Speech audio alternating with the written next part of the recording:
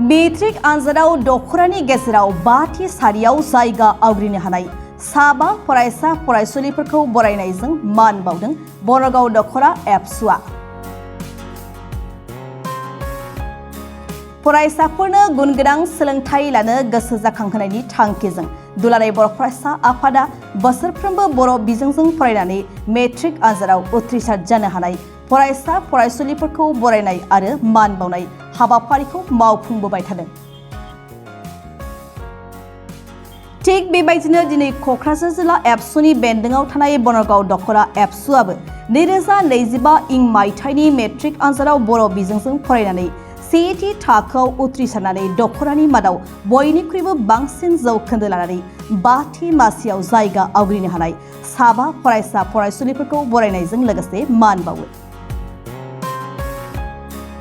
दिनै सानजौफुनि 12 रिंगायाव बनरगाव गोजौ फरायसालियाव मोनसे हाबाफारिनि गेजेरजों फरायसा फरायसुलिफोरखौ बरायनाय हाबाफारियाव गाहाय आलासि थामहिनबा फुंखा सुबुं महरै बाहागो लायो मिरु एबसुनि सोलोंथाइ नेहाथारि सोमावसार बसुमतारिया लोगोसेयैनो बाहागो लायो रांगिरि सरनजित नार्जिनारि बेखेवगिरि आलासि महरै क'क्राझार जिल्ला एबसुनि गाहाय नेहाथारि राथिया बसुमतारिया बाहागो लायो। लोगोसेयैनो बाहागो लायो क'क्राझार जिल्ला एबसुनि सुबुं फोनांजाब नेहाथारि सोमदोन नार्जारि गोजौ फरायसालिनि गाहाय फोरोंगिरि ओनसोलनि नांजाब आफादफोरनि दैदेनगिरि मोनहा। हाबाफारियाव बाहागो लानानै एबसुनि सोलोंथाइ नेहाथारि सोमावसार बसुमतारि आरो बनरगाव दखरा एबसुनि आफादगिरि बिकास मोसाहारिनि फोरमायथि। गिबियावनो बनरगाव दखरानि सिङाव थानाय जा फरायसाफ्रा मेट्रिक आनजादाव देग्लाय उथ्रिसारदों आं बिथांमोननिसिम गिबियावनो साबायखर बावदों आरो लोगोसे जाय 5थि मासि आवग्रिनो हादों बिथांमोननिसिमबो आङो बेस्ट उइसेस जासिदों जाहाथे बिथांमोना इयुनाव गुबुन मोनफ्रोमबो आनजादाव उथ्रिसारनो हायो। जाय फरायसाफ्रा उथ्रिसारनो हायाखै आं बिथांमोनखौबो गोसोखौ जाहाथे दुरबल जाया आरोबाव कम्पार्टमेन्टेल होनो मोनगोन मोजाङै फरायो बेनि थाखाय आं बिथांमोनसिम बेस्ट उइसेस जासियो। बड'फा गोजौथियारि सोलायनाय मावथांखिनि जोहै आथिखालाव एबसुआ दिनै गेलेनायनि सम फैबाय मा मा हाबाफारिखौ दा मावनो लादों?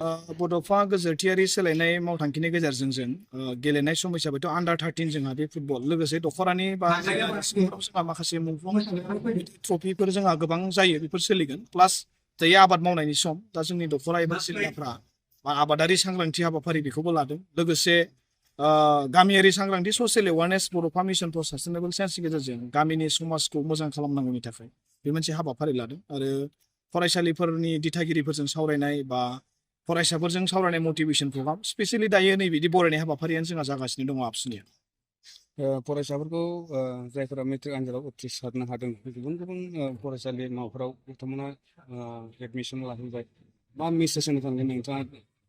आं फरायसाफोरखौ बेखौनो खावलायगोन बिथांमोना जि थांखिजों फरायनो थांदों बैयाव जाहाथे बे थांखिखौ मालाबाबो बावगारा न'खरनि जि मोनसे थासारि बेखौ मालाबाबो बावगारा आरो जायफोर फरायसाफ्रा दिनै बरायजादों बै फरायसाफ्रा बे बरायजानाय जि मोनसे थासारि बेखौ जाहाथे बावा आरो बेखौ 2 बोसोरनि उनाव हायार सेकेन्डारिनि उनाव जाहाथे मोजां मोनसे रिजाल्ट खालामो मानोना मेट्रिक पास जानाया जाबाय फार्स्ट इयाराव बा क्लास 11 एडमिसन लानायनिसो मेना जाबाय हायार सेकेन्डारिनि उनाव जाहैगोन गतिके बे मोननै क्लासखौबो फार्स्ट इयारखौबो माने इन्टारेस्ट होनानै फरायो क्लासआनो रिलेटेड बेखायनो जिखिनि जायगायाव थाया मानो मोजाङै फरायो मोजां लोगो बासिनानै लायो जाहाथे आन्दायैया जोंनि फरायसाफ्रा टाउनाव फरायनानै गोबां फरायसाफ्रानो माने गाज्रि लोगोफोरजों जानानै जौ सिगारेट बा हस्टेलफोराव लोगो आथिखालाव गोबां मोनसे गाज्रि समाजनि बेरेखा हाबाफोराव इनभल्भ जायो बेखायनो बैफोराव जाहाथे जोंनि फरायसाफ्रा सांग्रां जायो जाहाथे बाहागो लायो फरायसाफोरखौ मावनाया मोनसे गावनो राफोद सुबुं हिसाबै जायो आरो हारिनि मोनसे बनरगाव दखरा दुलाराय बर' फरायसा आफादा बोसोरफ्रोमबो दखरा एबसुनि सिङाव थानाय जे मेट्रिक आनजाद उथ्रिनानै 5थि मासि टप 5 आवग्रिनो हानाय फरायसाफोरखौ बरायहोबाय थानाय जादों आरो देग्लायबो बनरगाव दखरा दुलाराय बर' फरायसा आफादा बनरगाव हाइ स्कुलनि जे नब्लाङाव जे दखरानि सिङाव थानाय जे बाथि मासि आवग्रिनानै फरायसाफोरखौ बरायनाय हाबाफारि बेखौ जोङो लानाय जादों। दा दिनैहाय जोङो बनगाव दख'रा दुलाराय बर' फरायसा हिसाबै गासै 7 फरायसाफोरखौ बरायखांबाय। दा बिथांमोननि मुंखौ आं नोंथांमोननि चेनेलनि गेजेरजों फोरमायग्रोनो सिगांबाय। गिबियावनो बाथि मासिनि सेथि जे जायगा आवग्रिनो हानाय मैखोम बसुमतारी, बिथाङा UN एकाडेमि सोनाब बादाथिनिफ्राय उथ्रिसारनो हादोंमोन। बिथाङा जामगुरि गामिनि गासै नम्बर 502 मोनदों, गासै 83.62 जौखोन्दो। बेजों लोगोसे अमृता बसुमतारी, बिथाङाबो UN एकाडेमि क'क्राझारनि, बिथाङा सेसाफानिनि। आरो बेजों लोगोसे यमुना मुसाहारि, कस्तुरबा गान्धी बालिका बिद्यालय क'क्राझार, बिथाङा जामगुरिनि। आरो बेनि उनाव कबिता ब्रह्म, बिथाङाबो UN एकाडेमि सोनाब बादाथिनिफ्राय उथ्रिसार जानो हादों, बिथाङा 1 नं बिजलिबारिनिफ्राय। आरो बेनि उनाव जोबथायाव दङ बिदांस्रि बसुमतारी, बिथाङाबो UN एकाडेमि क'क्राझारनिफ्राय उथ्रिसारनो हादों, बिथाङा गेजेर खाग्राबारिनि। दा जोङो बिथांमोनखौ बरायनो मोननानै जोबोर गोजोननाय मोनदों।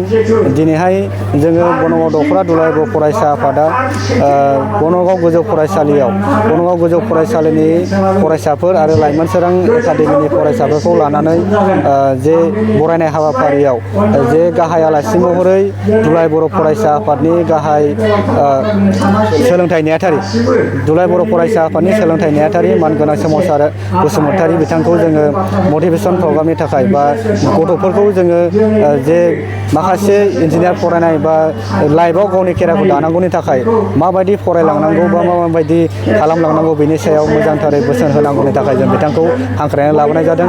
आरो बेजों लोगोसे क'क्राझार जिल्ला दुलाराय बर' फरायसा आफादनि गाहाय नेहाथारि मानगोनां राथिया बसुमतारी, बिथांखौ जोङो बेखेवगिरि आलासि महरै हांख्रायनानै लाबोनाय जादों।